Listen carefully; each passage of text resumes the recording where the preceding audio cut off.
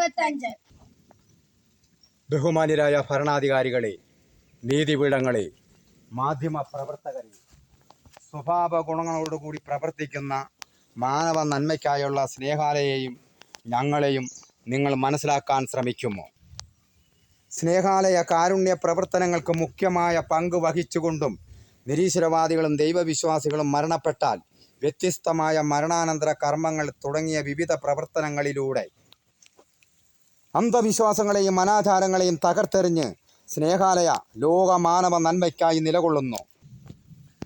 1995 മാനവ നന്മയ്ക്കായി ഞാൻ വാങ്ങിയിട്ടുള്ള 7 സെന്റ് സ്ഥലത്ത് എൻ്റെ പ്രവർത്തനവുമായി മുന്നോട്ട് പോകുവാൻ തടസ്സങ്ങൾ സൃഷ്ടിച്ചവർക്കെതിരെ കൂലിപ്പണിക്കാരനായ ഞാൻ ബഹുമാനപ്പെട്ട കേരള ഹൈക്കോടതി ചീഫ് ജസ്റ്റിസിന് തപാൽ വഴിയും ലീഗൽ സർവീസസ് അതോറിറ്റിക്ക് ഞാൻ നേരിട്ടും പരാതികൾ നൽകി വർഷങ്ങൾ കഴിഞ്ഞിട്ടും ഹൈക്കോടതിയിൽ നിന്നും നീതി ലഭിക്കുമെന്ന പ്രതീക്ഷയോടെ കാത്തിരിക്കുകയാണ് ഞങ്ങൾ.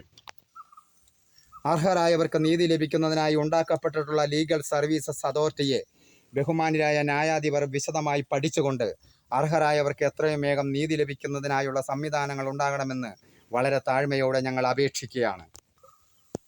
എത്രയും വേഗം ഞങ്ങൾക്ക് നീതി ലഭിക്കുന്നതിനായി മൂവാറ്റുപുഴ മുനിസിപ്പൽ കോടതി കവാടത്തിന് മുന്നിൽ ഞങ്ങൾ സമരം ചെയ്തപ്പോൾ 2024 ഒക്ടോബർ 8 മൂവാറ്റുപുഴ കോടതി ലീഗൽ സർവീസസ് അതോറിറ്റിയുടെ സെക്രട്ടറിയുടെ സാന്നിധ്യത്തിൽ ഹൈക്കോടതി ജഡ്ജിക്ക് എൻ്റെ വിവിധ വിഷയങ്ങളടങ്ങിയ പരാതികളുടെ കോപ്പികളും തിരുവള്ളുവർ എഴുതിയ തിരുക്കുറളും ഞാൻ സമർപ്പിച്ചിരിക്കുകയാണ്. ബഹുമാനപ്പെട്ട മൂവാറ്റുപുഴ ലീഗൽ സർവീസസ് അതോറിറ്റിയുടെ സെക്രട്ടറി VV ശ്യാം എന്നോട് ആത്മാർത്ഥമായി സഹകരിച്ചതിന് ഞങ്ങൾ പ്രത്യേകം നന്ദി പറയുന്നു.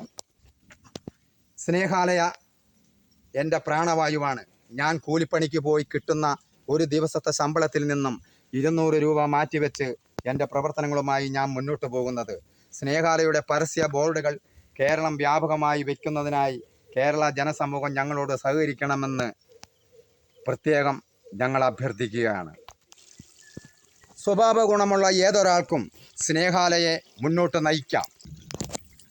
സ്വാതന്ത്ര്യം നേടിയ സ്വതന്ത്ര ഇന്ത്യയിലെ പാവപ്പെട്ടവനും സാധാരണക്കാരനും പെട്ടുപോയ ജീവിത അവസ്ഥയെക്കുറിച്ചും രാഷ്ട്രത്തെയും ജനങ്ങളെയും സംരക്ഷിക്കപ്പെടേണ്ടതായ ഭരണഘടനയെക്കുറിച്ചും ഫേസ്ബുക്കിലൂടെ ഞാൻ സമർപ്പിച്ചിട്ടുള്ള വിഷയങ്ങൾ നിങ്ങൾ വായിക്കുക.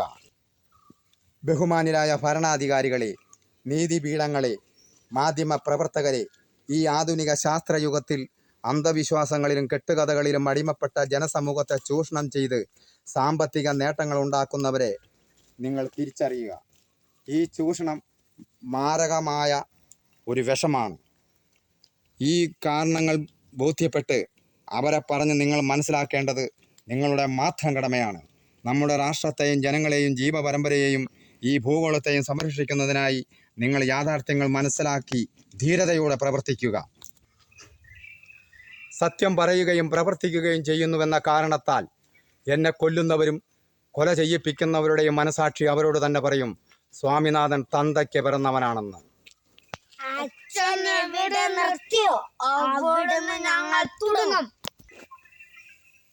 സ്നേഹാലയ സ്വാമിനാഥൻ യൂട്യൂബിൽ ഞങ്ങളുടെ എല്ലാ വീഡിയോകളും നിങ്ങൾ കാണുക.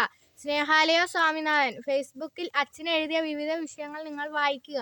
ഈ വീഡിയോ നിങ്ങൾ ഷെയർ ചെയ്യുക.